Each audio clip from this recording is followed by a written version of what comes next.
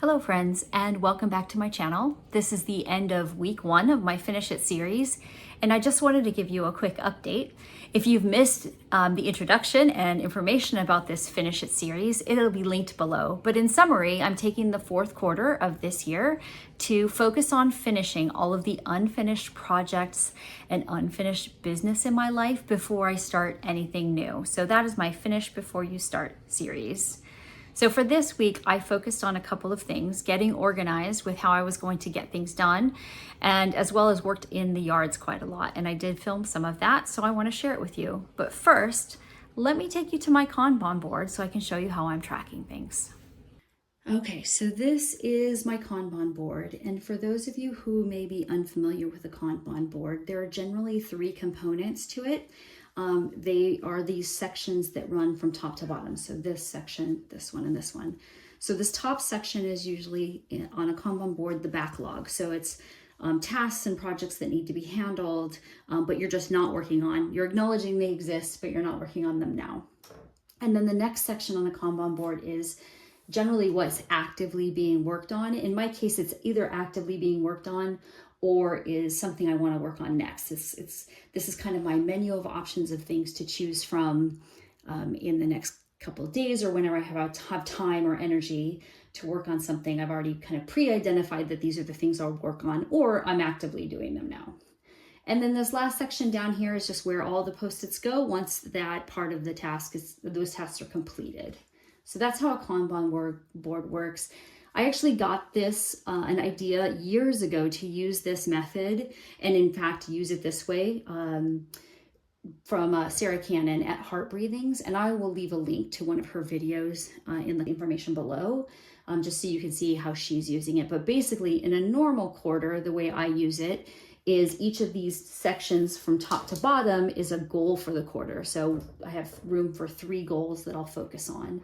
But because this quarter I've decided I'm not focusing on any goals with any particular outcomes, that this quarter is entirely about getting finished all of the unfinished business, I've decided to kind of ignore these and just take all of the different major areas of my life where I have a lot of unfinished projects and so on, and get them finished. So I've documented them here this way. I did a brain dump. This actually isn't everything from the brain dump, but it is a rather significant portion of it.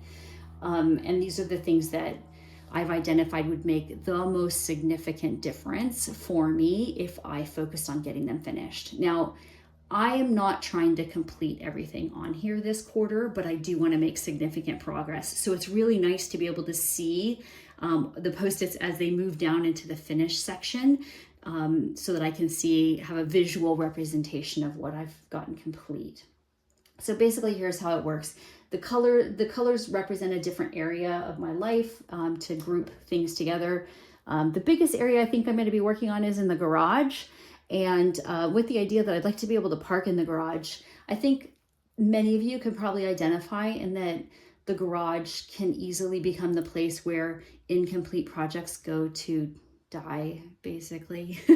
So as a result, there's a lot of stuff in there that I need to go through. There's a lot of opportunity to clean things up, make it tidier, and all that. So with the aim to be able to park in the garage again. If I could do that by Christmas, that would be amazing, but we'll see.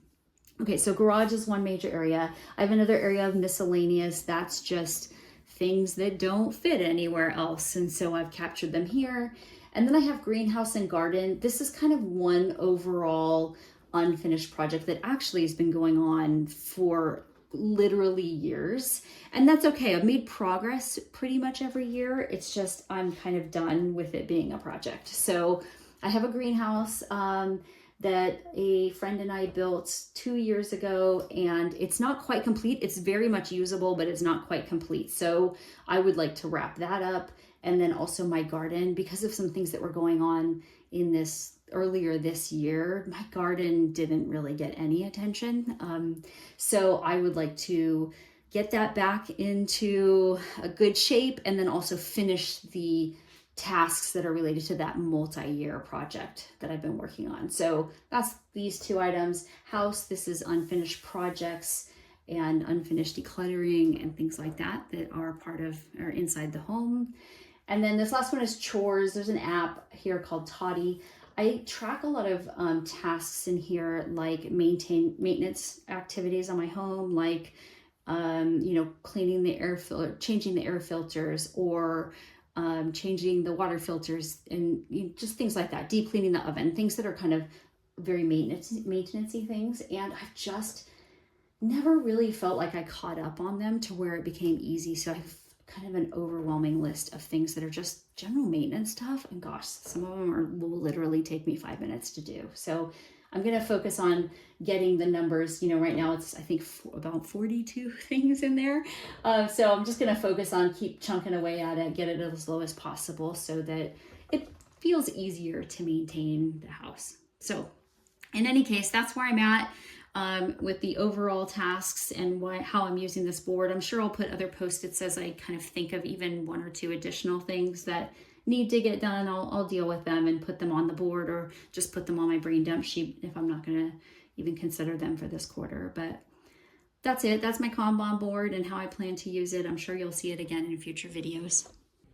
Hopefully you found that helpful. There's actually one more thing I want to tell you about. I have these post-it notes, and you'll see that some of them have this corresponding box, or half box, I guess. Those that don't have it are tasks that I can generally get done, let's say in somewhere between 20 minutes and half a day, a single session, or like if I'm going to sell something, I know the 2 or 3 steps, right? I need to take the pictures, I need to post them, I need to wait, and I need to get it out of the house. So I don't feel like I need to have that broken down because it's just a couple steps and it feels very obvious to me.